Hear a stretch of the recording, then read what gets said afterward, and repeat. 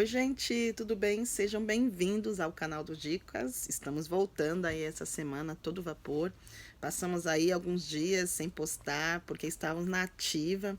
Vocês sabem que eu trabalho também com consultoria e também faço parte de uma organização, trabalho na parte da gestão. E pensando na parte da gestão, há uma angústia e uma aflição de todo gestor de organização, que se você fizer uma pergunta, ele vai ter a resposta na ponta da língua, ele ou ela.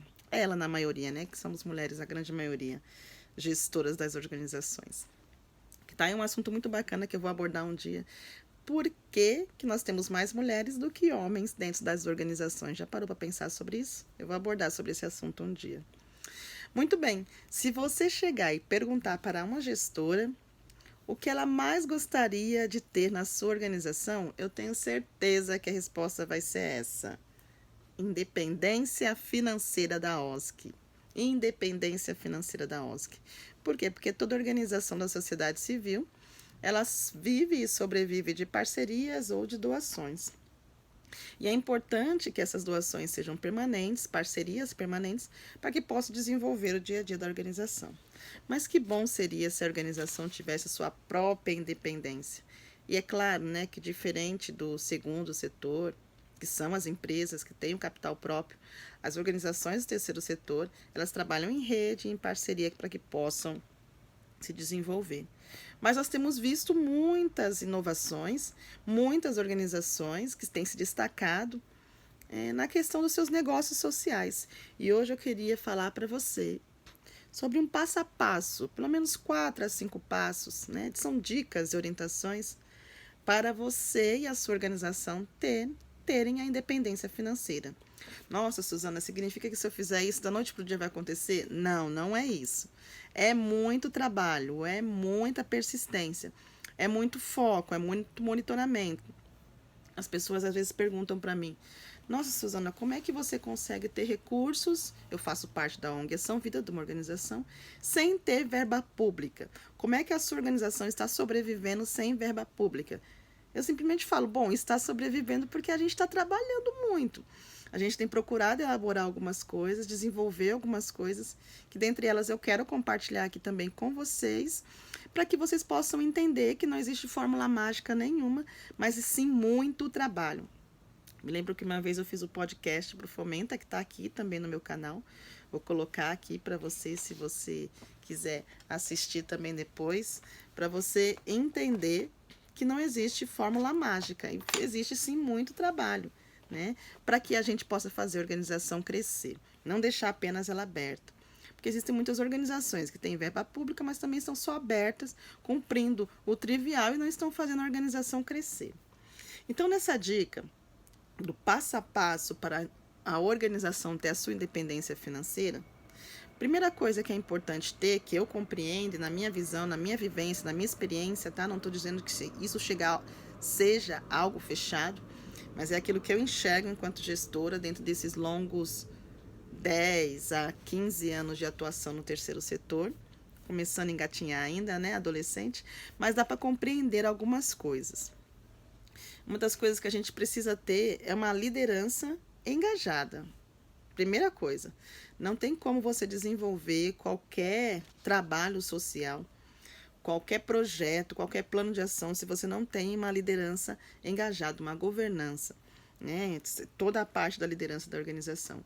Desde a sua diretoria estatutária, os representantes legais, e eu falei no vídeo de segunda-feira que é possível sim, de repente, mesclar a função do dirigente com uma outra função no plano de trabalho, desde que não choque as mesmas funções e ele ser remunerado. Então, o presidente pode ser um assistente administrativo, pode ser um coordenador, pode ser um rapaz uma pessoa que vai cuidar do financeiro, uma moça que vai cuidar do financeiro. Então, é importante ter uma diretoria engajada. E a gente, claro, sabe que as pessoas precisam de recursos financeiros para sobreviver. Então, pense nisso. Pense, como é que está a sua diretoria? Quem são essas pessoas? Como elas se preocupam com a organização? De quanto em quanto tempo elas se reúnem? Há um planejamento, há uma avaliação, há um planejamento estratégico, há um monitoramento, há uma preocupação com o desempenho dos projetos? Essa é a primeira coisa, tem que ter uma diretoria muito engajada e pense e repense sobre a vida da organização.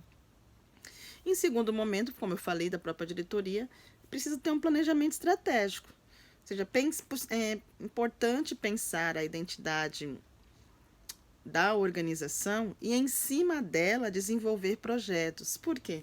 Senão a organização vai sair disparando para tudo que é lado, sabe? Fazendo atividade para tudo que é lado, sem causas específicas. Recentemente, nós estávamos escrevendo um projeto para uma determinada organização, onde foi nos pedido fazer uma alteração. E aí me lembro que, conversando com minha parceira de projetos também, escrevendo projetos, e ela disse muito clara, isso é visão de líder e visão de planejamento estratégico. Olha, nós não vamos inserir porque isso vai fugir do objetivo e da proposta daquele projeto em si. E nós não inserimos, conversamos com a pessoa entendeu. Então, o planejamento estratégico ele serve para isso, para nortear a organização. Dizer para a organização aonde ela está indo e se aquilo que ela está fazendo está proposto com a sua missão, visão e valores. É importante que a organização se defenda e, às vezes, pague o preço pela sua identidade. Então, uma organização de assistência social não deve se envolver, por exemplo, se não estiver contemplada na sua identidade, no seu estatuto, com projetos ambientais ou com projetos culturais. Se ela é da assistência social, foque-se nisso. É claro que é muito ampla a assistência social. Mas ela não vai, por exemplo, participar de um edital que contemple, sendo que ela não tem os técnicos específicos só para receber o dinheiro, né? E só para trazer esses funcionários para lá. Se não está na proposta, não faça. Então, o planejamento estratégico ele serve para isso. Nortear a organização, mas também avaliar a organização no dia a dia, no seu desempenho dos seus projetos. E existem diversas ferramentas aí no mercado, tanto gratuitas quanto pagas também. E a gente, depois da pandemia, a gente ainda está na pandemia, a gente tem recebido, gente do terceiro setor, muitas consultorias, muitas orientações, onde a gente tem aprendido muitas ferramentas. Eu já trouxe algumas para vocês, eu já falei da FOFA, já falei do PDCA, e o plano de ação, e a gente consegue desenvolver todas essas para que a gente possa fazer a organização crescer, né? Então, diretoria engajada, planejamento estratégico. Terceira, visibilidade da OSC. É importante que a OSC esteja visível. Eu falo sobre isso em vídeos, eu falo sobre isso lá no artigos no site da Uniong. A organização que não é vista não é lembrada. Gente, se vocês entrarem nas redes sociais da Gerando Falcões, da CUFA e de outras organizações grandes aí, vocês vão ver que eles estão constantemente nas redes sociais. Por quê? Porque isso traz visibilidade, porque isso vai trazer a percepção. Quando a pessoa pensar numa ONG, eu já sei, Gerando Falcões, é a CUFA. Não, eu já sei para onde direcionar as doações. Percebe? Então, visibilidade, esteja presente na organização, verifique qual a rede social que mais dá insights, que mais dá visibilidade, que mais dá atração e mais seguidores dentro para vocês. Hoje a gente está no auge do Instagram, mas a gente tem muito LinkedIn, que dá para ser trabalhado nas questões empresariais muito fortes. A gente tem o próprio YouTube que a gente está usando aqui, a gente tem o Facebook, a gente tem o TikTok, enfim, tem muitas coisas. É só utilizar aquilo que vai trazer visibilidade. Está na imprensa também, está nos jornais, participar de eventos, dar entrevista, e assim, é ter mesmo a cara de pau e chegar lá e falar, não, eu quero participar. Que já entra no quarto e última dica que eu quero falar aqui, que é o tal do network. Busca e invista tempo em relacionamentos, né? Então, assim, não existe fórmula mágica, né? A pessoa perguntou para mim, olha, como é que eu vou fazer para angariar tal recurso? Gente, lembra-se que eu falei da captação de R$ 1.000 em 30 dias, uma coisa assim? É o tete a tete, é o boca a boca, é a conversa, é o network, é o WhatsApp, é agendar café, é a roda de conversa, entendeu? É aquele encontro de amigos. Busque relacionamento, esteja presente. Quando a organização estiver presente, automaticamente o network vai acontecer. E uma possibilidade vem. Depois que você pegou aquele cartão, faz contato no dia seguinte, manda a apresentação da organização. Suzana, mas eu não tive o retorno. Não teve retorno naquela hora, mas está lá. A pessoa vai lembrar de você um dia. A pessoa vai saber que você existiu. Manda depois em outro momento. Mas não manda pedindo. Manda perguntando se está tudo bem. Manda uma apresentação da organização.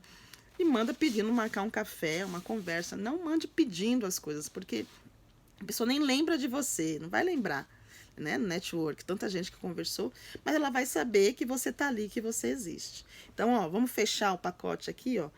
Passo a passo para a independência financeira da organização. Diretoria, liderança engajada e pode ser sim remunerada, a gente já viu de acordo com o Miroski, desde que as funções não casem e façam a mesma coisa.